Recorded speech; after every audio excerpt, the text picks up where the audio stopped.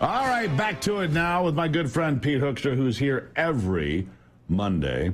Former member of Congress, former House Intelligence Committee chair, a guy who's got his finger on the pulse. Pete, good to see you this morning. Good to see you, Steve. And I was in Iron County, Michigan, which is in the central time zone. Yep. I was with the Republicans there, and they said they start their week off every week by watching you and I at 5:30 in the morning. Yeah, they get up early, don't they? Well, they get up early, but they get up to see us. So yeah, shout outs to the folks of Iron County on the radio, on television, everywhere, Pete.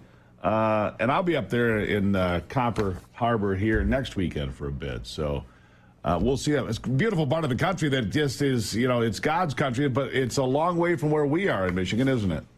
It's a long way from where we are, and it was about 30, a little over 30 degrees cooler up there than it was at home here in Fenville. But, I asked him, I said, okay, when it snows on June 22, is that the last snow of the season, or is that the first snow of the upcoming season? Because, it's 30 degrees cooler now. It's also 30 degrees cooler in January as a general rule. So there is that. So I heard Donald Trump say something over the weekend. I thought I'd get you to weigh in on this. He said that he's already got his vice presidential pick in his head. He's already decided who it is, and a lot of discussion about who that might be before we get to the Republican National Convention, which is not very far away now, 3 weeks from today. And, of course, we've got the big debate coming up Thursday, but the VP Sweepstakes, big conversation. He said he's already chosen. You talk to him here and there. Any inkling, any idea? I mean, hey, he's got a wealth of riches to choose from. Doug Burgum was in Michigan with us last week, Thursday. We had a great day with Doug, the governor. Did a really, really nice job. Obviously, there's one solid candidate. His name is up there quite often. I've never met J.D. Vance. He's out there. You've got Byron Donalds. You've got Tim Scott. You've got Ben Carson. You've got Mark Rubio. You just kind of go down the list, and but you haven't mentioned the guy that I think has snuck up from dark horse status to being preferred status. It's the guy that I said if he picked this particular individual, I think it would be pretty genius, actually, and that is Glenn Youngkin, the governor of Virginia. Because with Glenn Youngkin comes the state of Virginia, 13 electoral college votes. Then you don't have to worry about Wisconsin, Michigan, Pennsylvania. You win. If Virginia's in your column, you win as a Republican. And he has done some pretty conservative things on gun rights and trying to keep boys out of girls' sports and other things in Virginia, trying to protect parents. I mean, he rode to the governor's mansion because of parental rights. I think it's an important possibility. What do you say? No, I think that's a real possibility as well. His name has not been floated out there as much as some of these other candidates, but Donald Trump has a way of surprising us. But no, Governor Youngkin would be a great choice. I think Youngkin would help him in a state like Michigan. So you go right down the list. I think one of the things that surprised me is we were talking with Governor Burgum while he was here. Half the kids in the Detroit public school, half the kids who go to school in Detroit go to charter schools. And in Michigan, you've got an administration, in Washington with Joe Biden that really wants to crack down on charter schools and take away these parents' opportunity to send their kids to a school that they Interesting, really. I mean, it's interesting, Pete, because, they don't want schools of choice. They don't want charter schools. They don't want to be allowing the citizens to take their kids out of failing schools. And yet, these people that go and take their families to Washington or here in Michigan, they send their kids to private schools while telling other people, all you charter schools are bad and schools of choice are bad, but we're sending our kids to private school because they'll get a good education. I mean, the irony, the hypocrisy of that is remarkable, isn't it?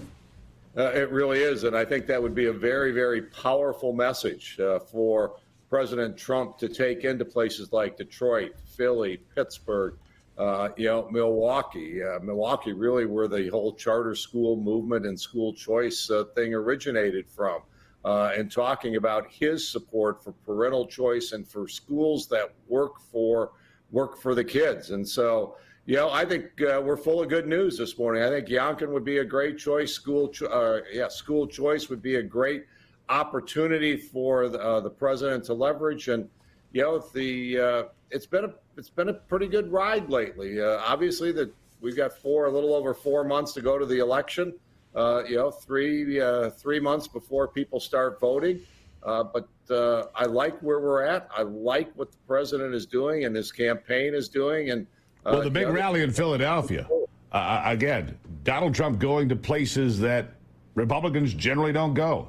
In fact, I don't think any Republicans been there in some of these places since Ronald Reagan did this back in 1980. So he's going to places like Philly, like the Jersey Shore, like New York City, all sorts of places Democrats would never expect to see an opponent. And here he is, and raising $400 million along the way. It's working.